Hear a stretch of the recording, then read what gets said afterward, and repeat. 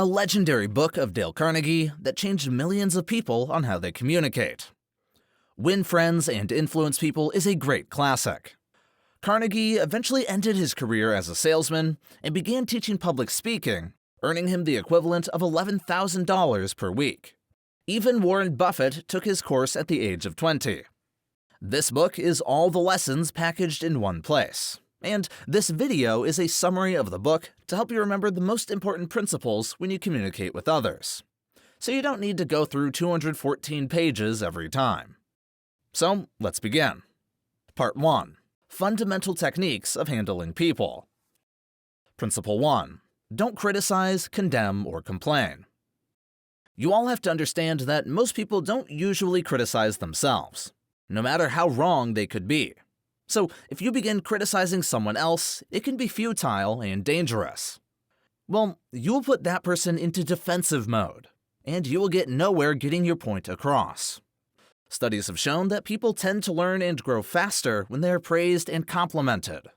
Of course, you can't avoid situations when you are annoyed by people and you want to criticize them. It's only the very first principle, so don't worry. We will get to that point where you'll be taught how to get your point across. But for now, you have to be patient with the person who annoys you in some way or another. Try understanding his point of view and why he is that way. Then you'll be in a much higher position holding yourself. Say to yourself, I should forgive him for this because, and conclude this sentence with an open mind. You have to know and remember that we're dealing with creatures not of logic, but of emotions. And that's why by holding off from criticizing, you can keep the other person open for us. Okay, let's move on to Principle 2. Give honest and sincere appreciation. This principle is quite simple. It's about giving what people want. And what do people want, you may ask? Well, we could all answer that people want money, sex, health, food, or sleep. It's true, but it's only gratification. What people actually want is to be important. The deepest principle in human nature is the craving to be appreciated.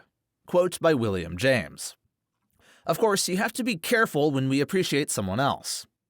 You have to avoid flattery. It's because flattery comes from the tongue, but true appreciation comes from the heart. Avoid flattery at all costs, because it is not the same as appreciating from the heart. Flattery can do more damage than good. True appreciation is unselfish and sincere. It makes you stop thinking about yourself, and you begin thinking about people's strengths and good points. Something that cheap flattery wouldn't achieve. Be hearty in your approbation and lavish in your praise. And people will cherish your words and treasure them and repeat them over a lifetime. Repeat them years after you have forgotten them. Principle 3. Arouse in the other person an eager want. I know you're interested in what you want, but no one else is. The rest of us are like you. We are all interested in our needs and wants. Way of influencing people is to talk about someone else's needs and wants. And yes, show them how to get it. In the words of Henry Ford, if there is any one secret of success, it lies in the ability to get the other person's point of view and see things from that person's angle as well as from your own. You are not manipulating the other person by doing that. Both parties, including you, have to get what they want. It's just the way you start. You have to put your thoughts, opinions, and wants aside for a bit, and try truly seeing the other person's perspective, and you might convince him that it is in the best interest of the other person what you're after. The world is full of people who are grabbing and self-seeking, so the rare individual who unselfishly tries to serve another has an enormous advantage. He has little competition, Dale Carnegie says. So next time you're talking with someone, pause for a moment and ask yourself, how can I help this person? How can I frame myself in this person's needs? Replace I with you as much as possible. Craft your language and make it about them and not about yourself. Part 2. Ways of making people like you. Principle 1. Become genuinely interested in other people. Adapt this principle and be welcomed anywhere. Instead of thinking about how you can be impressive, let others impress you. Invite them to talk about themselves, their accomplishments, wins, and successes, in any of their endeavors, personal or professional. Allow people to feel that you are sincerely interested in them. It must pay off not only for the person showing the interest, but for the person receiving the attention.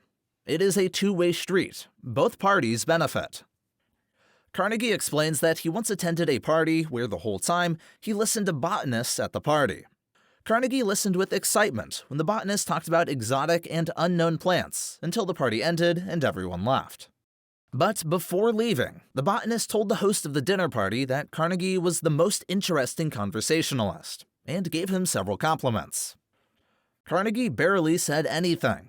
He just listened carefully to what the botanist had to tell, and it ended in the way that Carnegie is great at conversations. Dale Carnegie tells you, if you want to know how to make people shun you and laugh at you behind your back and even despise you, here is the recipe. Never listen to anyone for long. Talk incessantly about yourself. If you have an idea while the other person is talking, don't wait for him or her to finish. Bust right in and interrupt the middle of a sentence. So, next time be conscious about how much you speak and how much you listen. Make sure you are more listening. 75% listening and 25% talking. Principle 2. Smile. And sometimes it's so simple. Your actions are always louder than your words. If you smile at someone, it can instantly mean, I like you. You make me happy. I'm glad to see you.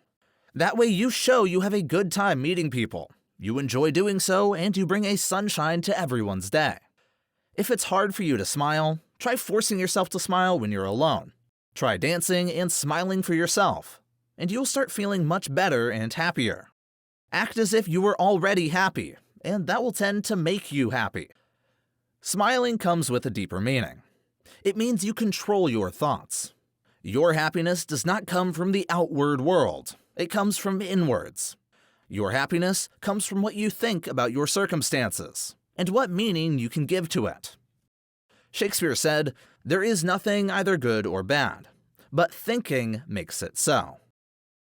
So your smile is a message of goodwill to others, and most importantly, yourself. Practice your smile and use it as much as possible. Principle 3. Remember the person's name. You know what's the sweetest thing for a person? Yes, to hear his or her name. His or her name embodies his personality, his identity, and any language. If you remember and use someone else's name, you instantly make that person feel known and important. The average person is more interested in his or her own name than all the other names on Earth put together, Dale Carnegie says. The information we are imparting, or the request we are making, takes on a special importance when we approach the situation with the name of the individual. From the waitress to the senior executive, the name will work magic as a deal with others. Forgetting or misspelling someone's name can have the opposite effect, and you will show that you're distant and disinterested in that person. Good leadership comes from remembering other people's names. The executive who can't remember his employees' names can't remember a significant part of his business, and is operating on quicksand. Principle 4. Talk in terms of another person's interests. Now, we all know that people like when we talk about other people and when they are listened to. The next best thing you can do is to lead the conversation about the things the other person enjoys. When President Roosevelt would expect a visitor, he would prepare himself by reading on the subject of his guest's interests. The royal road to a person's heart is to talk about the things he or she treasures most, Roosevelt says. Dale Carnegie describes one story about Edward Caliph, who went on to be the president of one of the largest corporations of America. He wanted to ask the president to pay for his son's Boy Scout trip. Before Mr. Caliph went to see him, he had heard that this man had drawn up a check for $1 million, and that, after it was canceled, he had it framed. Upon meeting the man, he mentioned how much he admired the check and would love to see it. The man was amazed and thrilled. Of course he wanted to show his check. So the man talked about his check for some time, until he realized that he hadn't asked why Mr. Caliph is here.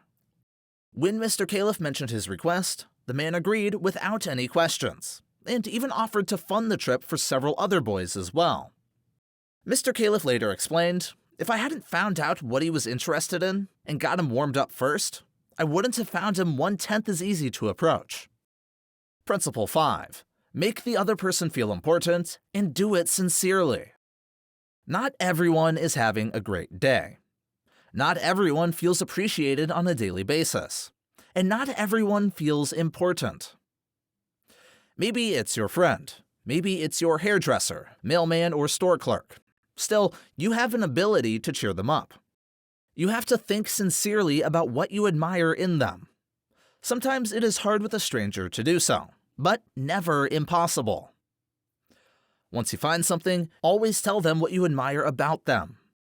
If we are so contemptibly selfish that we can't radiate a little happiness and pass on a little bit of honest appreciation without trying to get something out of the other person in return, if our souls are no bigger than sour crab apples, we shall meet with the failure we so richly deserve. Dale Carnegie explains, "One of the most important laws in humankind is to make others feel important. As the Golden Rule says, do unto others as you would have others do unto you. So when you will notice someone who's not having the best day in his life, offer him some warmth. Offer him a sincere compliment, some words of kindness." This is the end of the first part of this book summary. Follow the link below to the second part. And if you liked the video, hit the like button and subscribe for more book summaries. Thank you for watching, and until next time.